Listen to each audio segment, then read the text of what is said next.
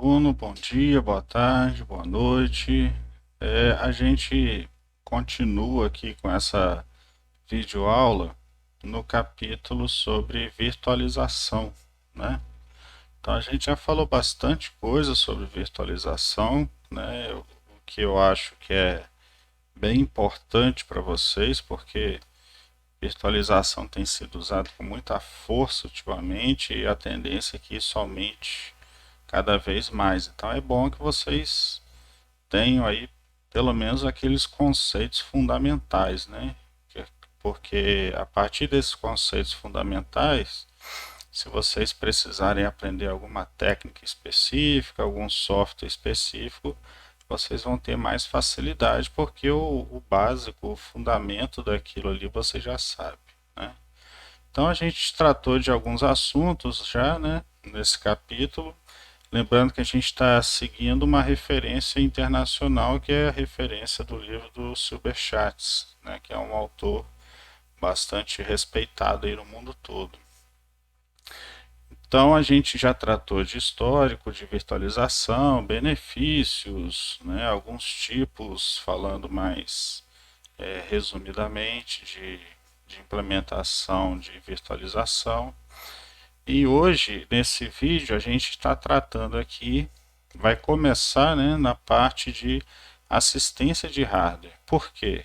Para que a gente tivesse uma virtualização mais eficiente, a gente precisa de quê? A gente precisa do que as plataformas de hardware venham preparadas para suportar instruções virtualizadas, né?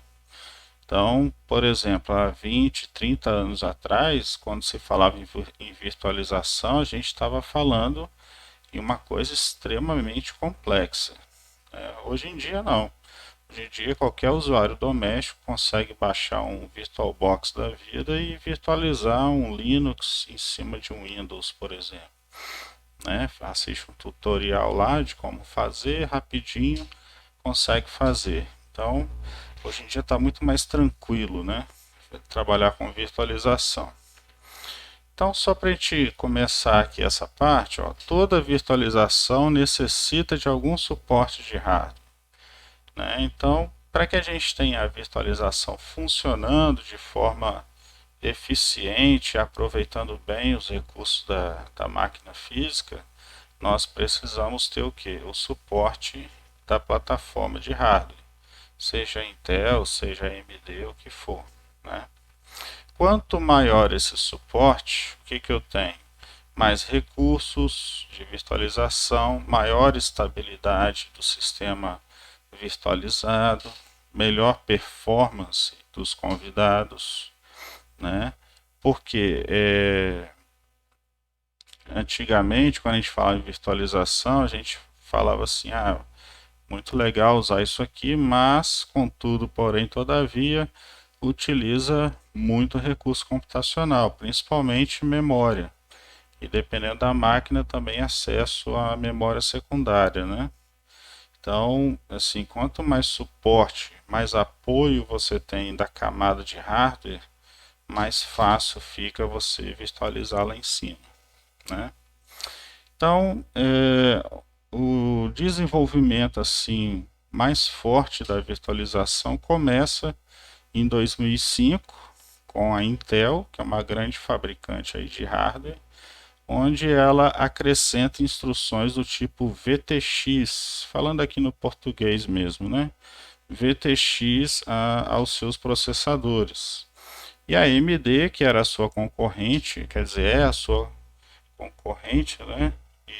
Mas a briga nessa época era bem acirrada. A AMD lançou logo em seguida as instruções AMD V. V aqui é de virtualização também em 2006, no ano seguinte. Então essa briga nessa época era assim, né? Uma conseguia lançar uma novidade, a outra lançava logo em seguida, às vezes apenas uma cópia, às vezes com alguma melhoria, mas essa briga foi sempre bem acirrada nessa época aí. O que, que acontece aqui? As instruções, o conjunto de instruções do processador, né, são utilizados para rodar qualquer outra instrução que venha das camadas de cima. Então, todas as instruções que vêm das camadas de cima do seu sistema computacional, no final das contas, elas são convertidas para as instruções que já vêm implementadas a nível de hardware, né? Então, essas duas fabricantes colocaram mais duas instruções específicas para virtualização. Inclusive, se você já usou VirtualBox ou VMware, você já se deparou com algum erro que apresentou esses nomes aqui na tela para você, né? Porque são instruções específicas de virtualização e que às vezes a sua máquina não vem já com essas instruções habilitadas, então você tem que habilitar às vezes isso na mão, tá? Por isso que é comum às vezes você ter erros na tela com esses nomes aqui, VTX ou AMDV, né? Então, as CPUs com essas instruções eliminam a necessidade da tradução binária. A tradução binária é uma forma de implementar aquela questão das operações privilegiadas, né? Só que eu não tratei dela por considerar que para o nosso nível aqui de ensino não tem tanta necessidade. Mas é uma forma de se implementar instruções privilegiadas como é a Trap and Emulate que a gente estudou, né? Então, CPUs que tenham essas instruções aqui não tem necessidade de usar essa técnica aqui de tradução binária para executar instruções privilegiadas, né? Instruções do modo kernel. Nesse caso aqui, quando você tem esse tipo de instrução, a sua CPU ela consegue enxergar mais dois modos de operação, né? Que é o modo guest e o modo host. Ou seja, ela consegue agora trabalhar com guest kernel, guest usuário, host kernel, host usuário. Então você consegue trabalhar com mais modos de operação do que o modo dual que a gente falou no vídeo passado. Então, o VMM pode habilitar o modo host, definir características de cada VM convidada, chavear, né, mudar o estado do modo guest e guests nas CPUs que ela tiver ali disponível, tá certo? Então, o VMM agora, a partir dessa evolução aqui de hardware, ele consegue trabalhar melhor com o hardware físico do seu sistema hospedeiro, né? Então, por exemplo, nesse caso aqui, a gente vai ter menos execução, menos necessidade de execução lá do Trap and Emulate, né, que a gente estudou no vídeo passado. No modo guest, que é o convidado, os SOs convidados pensam que estão sendo executados nativamente, tá?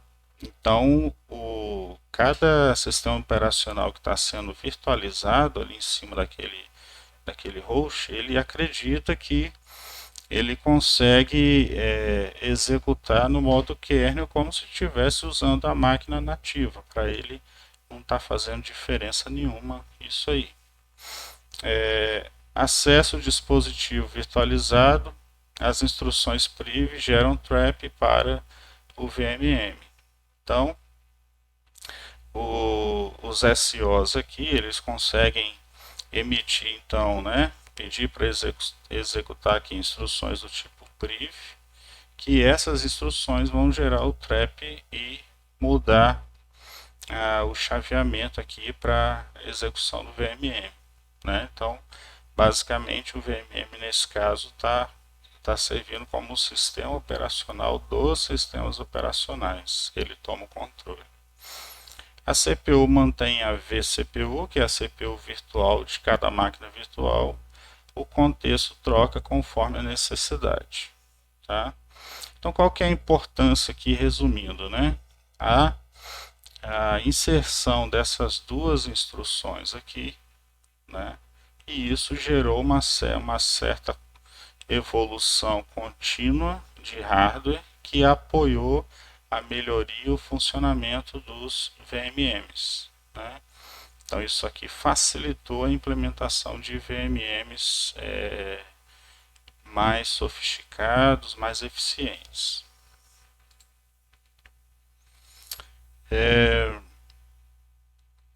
Muitas variações, né?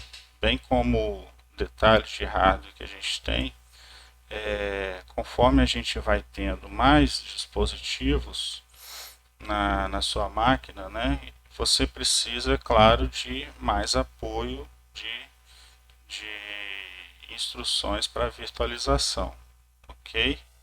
Então, recursos de hardware podem simplificar a implementação e melhora a performance. Então, quanto mais recursos de hardware eu tiver disponível, né, isso vai simplificar o que? Simplificar a implementação de máquinas virtuais no meu ambiente e vai melhorar a performance de execução de cada uma delas. Tá? Então, qual é o ciclo, né? O ciclo de vida de uma máquina virtual. A gente vai ver isso na prática depois usando o VirtualBox, mas aqui só para a gente entender no geral, uma máquina virtual ela é basicamente criada pelo VMM. Né? Então a gente vai poder fazer o que? A gente vai poder criar uma máquina virtual, separar, passar, né, parâmetros de configuração para essa máquina virtual, tipo quantas CPUs eu vou reservar para essa máquina virtual, ou quantos núcleos de CPU eu vou reservar, qual a quantidade de memória que eu vou alocar para essa máquina virtual, que tipo de rede que eu vou utilizar, eu vou compartilhar a rede do host, né? Eu vou criar uma rede virtual entre outras máquinas virtuais e por aí vai. Né? Se você consegue configurar uma série de recursos aqui através do VMM. Então você consegue aqui trabalhar com recursos alocados para cada máquina, né? Número de núcleos, que hoje em dia isso é possível de fazer, reservar determinados núcleos para a execução das máquinas virtuais, quantidade de memória, né? Geralmente os softwares de VMM que a gente tem disponível para usar em máquina comum, né? Você consegue facilmente enxergar quanto de memória você pode compartilhar com suas máquinas virtuais. Ele mostra geralmente uma diferenciação de cores para te ajudar nessa configuração aí. Detalhes de rede, como eu falei, e detalhes também de armazenamento. Quanto espaço você vai deixar para sua máquina usar? Vai ser um espaço já estático, né, que não vai mudar, ou vai ser um espaço dinâmico, que vai alterar conforme a necessidade, da sua máquina virtual. Né? No caso, se for um hipervisor do tipo 0, onde o VMM é implementado a nível de hardware, os recursos geralmente são dedicados. Né? Então, os recursos computacionais são dedicados para cada máquina virtual, geralmente. Né? Nos outros tipos de hypervisors, né, ou hipervisores aqui no português mesmo, os recursos são compartilhados ou dedicados, ou é feito um mix, dependendo da situação. Tá? Quando não é mais necessária, a máquina virtual pode ser excluída. Então, basicamente o que acontece é que o VMM, quando você exclui a máquina, ele libera o espaço em memória daquela máquina, memória em disco geralmente, e libera toda a configuração que tinha sido feita para ela. Né? E isso é um processo muito simples, né? Tanto a etapa de criação quanto exclusão da máquina virtual são processos simples e rápidos.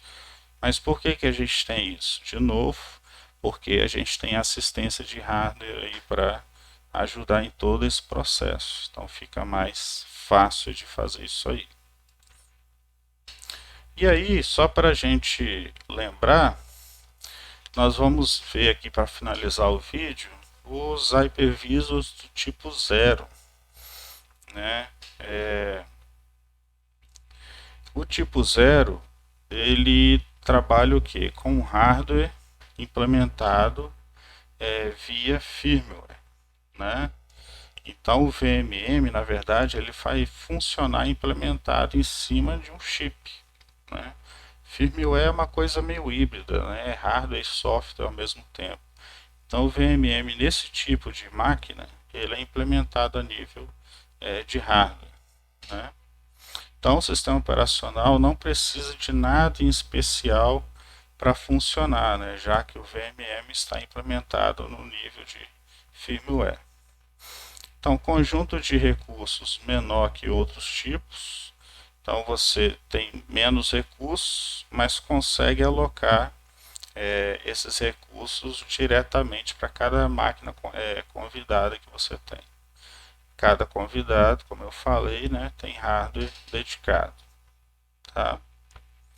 A entrada e saída, nesses casos aí, ela pode ser um pouco mais complicada de implementar, né? Por quê?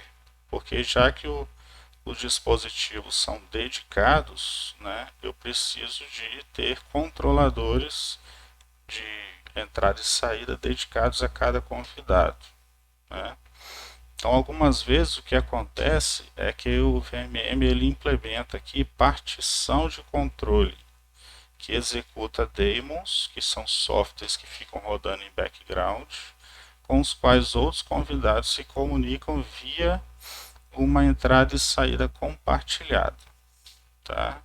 Então, se você não consegue ter uma situação de uma máquina, né, dispositivos dedicados para todo mundo, você consegue usar uma coisa dessa, né, entrada e saída compartilhada e gerenciados através de uma partição de controle. Né? Então é uma forma de você garantir maior acesso de cada máquina virtual a dispositivo de entrada e saída. Pode fornecer virtualização dentro da virtualização, ou seja, o convidado em si pode ser um VMM com outros convidados rodando em cima deles. Né? Então essa aqui, conforme o diagrama que a gente tem a seguir, é um cenário bem utilizado nesse tipo de VMM, né? Onde você tem aqui o Hypervisor implementado em firmware, né? Aqui a entrada e saída compartilhada, né? Vários grupos aqui de CPUs e memórias que podem ser alocadas para cada convidado, uma fila aqui de convidados que foram instalados, né, configurados logo acima do hardware, lembrando que a gente está falando do tipo zero, né?